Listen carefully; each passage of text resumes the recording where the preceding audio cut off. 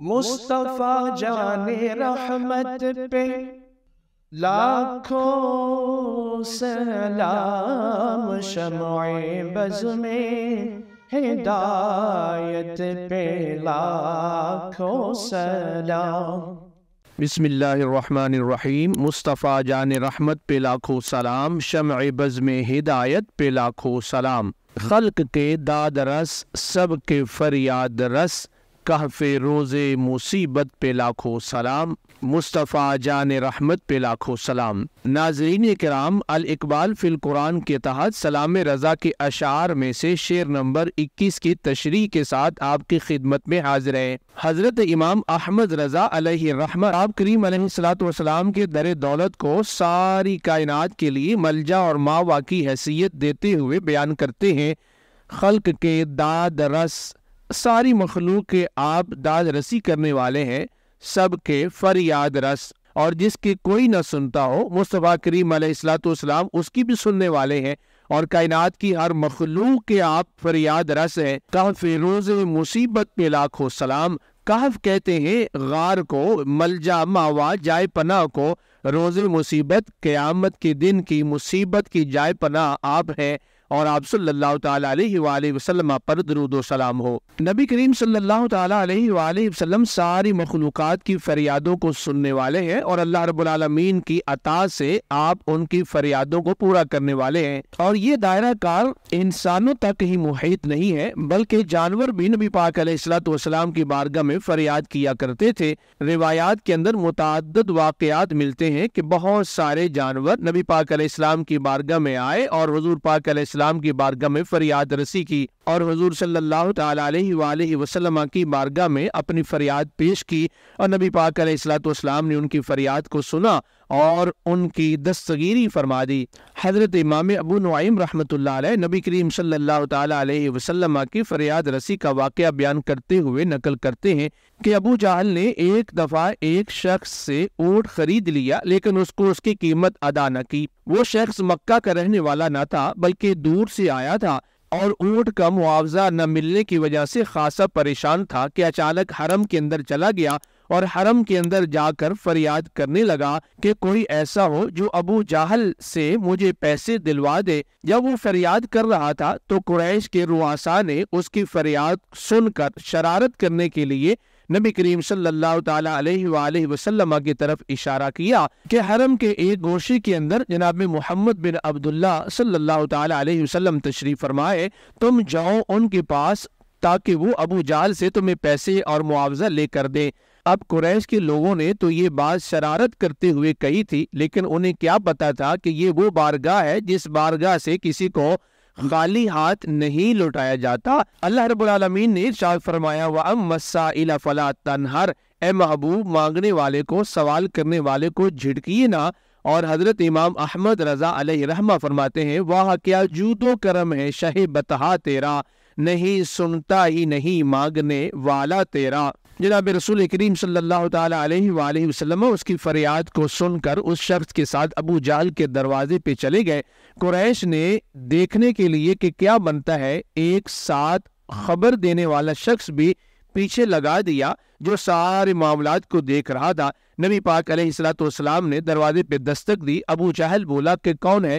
نبی کریم صلی اللہ تعالیٰ علیہ وآلہ وسلم نے ارشاد فرمایا میں محمد ہوں اور اس شخص کو اس کا حق ادا کرو۔ یہ جملہ سننے کی دیر تھی کہ ابو جہل پہ سکتہ طاری ہو گیا اور روب اور دبدبہ طاری ہو گیا۔ وہ فی الفور اپنے گھر سے اس اونٹ کی قیمت لے کر آیا اور اس شخص کو ادا کر دی جس شخص سے اس نے اونٹ خریدا تھا۔ راوی کہتے ہیں کہ جس وقت ابو جہل نبی پاک علیہ السلام کی خدمت میں آیا تو اس کا رنگ فاق ہو چکا تھا، اٹھ چکا تھا، اور اس کے اوپر روب طاری تھا۔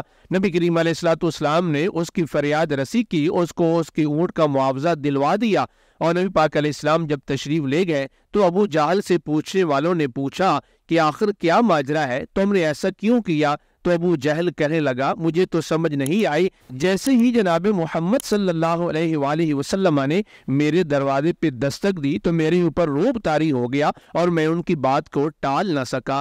نبی کریم صلی اللہ تعالی علیہ وسلم کو اللہ پاک نے ہیبت اور جلال بھی عطا فرمایا تھا، روب اور دبدبہ بھی عطا فرمایا تھا اور عظیم شان عطا فرمائی تھی۔ آپ ہر اس شخص کی فریاد رسی کرتے تھے جس کی فریاد رسی کرنے والا کوئی نہ ہوتا تھا۔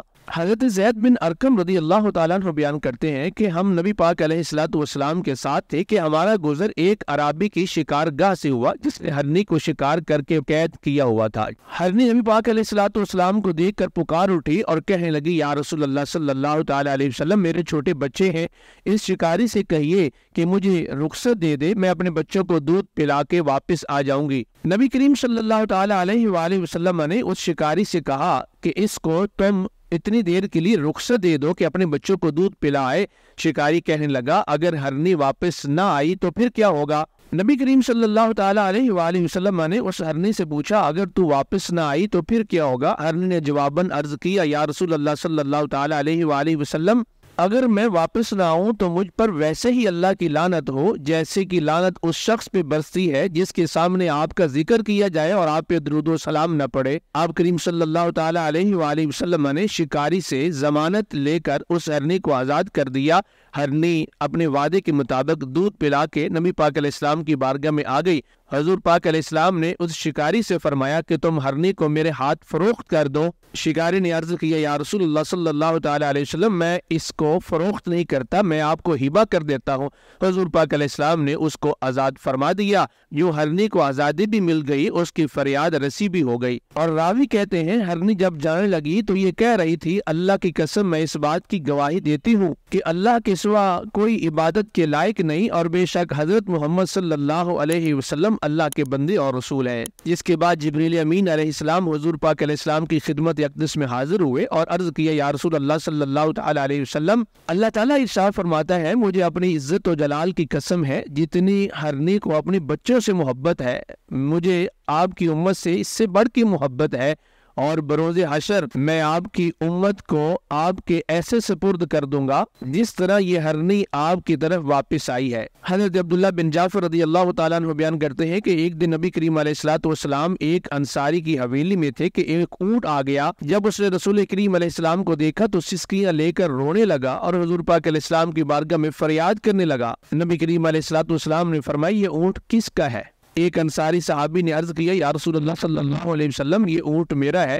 حضور پاک علیہ السلام نے اسے فرمایا کہ تو خدا کا خوف نہیں کرتا، اونٹ شکایت کر رہا ہے کہ تو اسے بھوکا رکھتا ہے۔ اسی طرح اور بھی جانور اور پرندوں کے ایسے واقعات آتے ہیں کہ نبی پاک علیہ السلام نے ان کی بھی فریاد رسی کی، چونکہ آپ رحمت للعالمین ہیں، ساری کائنات کے لیے رحمت ہے، ساری کائنات کی بولیاں بھی جانتے ہیں، ان کی فریاد رسی کرنا بھی جانتے ہیں اور ان کی داد رسی کرنا بھی جانتے ہیں۔ اس لیے کہا خلق کے داد رس سب کے فریاد رس، کہا فیروز مصیبت پہ لاکھوں سلام۔ اور قیامت کے دن جب سب لوگ پریشانی کے عالم میں ہوں گے، مصطفیٰ کریم علیہ السلام اس لمحے بھی سب کی فریاد رسی کریں گے اور اللہ کے حضور شفاعت کریں گے۔ اللہ پاک آپ کی شفاعت سے لوگوں کا حساب لے لے گا۔ حضرت انس بن مالک رضی اللہ تعالیٰ عنہ سے مروی ہے کہ انہوں نے نبی کریم علیہ السلام سے شفاعت کا وعدہ لیا اور پھر عرض کیا یا رسول اللہ صلی اللہ تعالیٰ علیہ وسلم قیامت کے دن میں آپ کو کہاں تلاش کروں گا؟ حضور پاک علیہ السلام نے ارشاد فرمایا سب سے پہلے مجھے پل صراط پہ تلاش کرنا، اگر میں پل صراط پہ نہ مل سکوں تو میزان پہ تلاش کرنا، اگر میزان پہ بھی نہ مل سکوں تو مجھے حوض کوثر پہ تلاش کرنا، کیونکہ میں ان 3 مقامات کو نہیں بھول سکتا، یہی میری امت کے لیے دشوار ترین مقامات ہے۔ اللہ اکبر، محبوب خدا صلی اللہ تعالی علیہ وسلم کیسے اپنی امت کا خیال کرتے ہیں اور کس قدر رسول کریم علیہ السلام سب کی داد رسی کرتے ہیں۔ حضرت اختر الحمدی اس شعر کی تضمین لکھتے ہوئے کہتے ہیں جو ہے غمخوار شاہوں گدا ہر نفس، جن کے جلووں سے معدوم حرص و حوث، ساری دنیا ہے جن کی نمک خوار بس، خلق کے داد رس سب کے فریاد رس، کافی روز مصیبت پہ لاکھوں سلام۔ اور جناب طارق سلطان پوری اس شعر کی تضمین لکھتے ہوئے کہتے ہیں فیض شاہ مدینہ کا ہے دور رس، موج زن ان کا بحر کرم ہر نفس، ان کی سرکار میں شاد ہر زی نفس، خلق کے داد رس سب کے فریاد رس کافی روزے مصیبت پہ لاکھوں سلام، مصطفیٰ جان رحمت پہ لاکھوں سلام، شمع بزم ہدایت پہ لاکھوں سلام۔ مصطفیٰ جان رحمت پہ لاکھوں سلام، شمع بزم ہدایت پہ لاکھوں سلام۔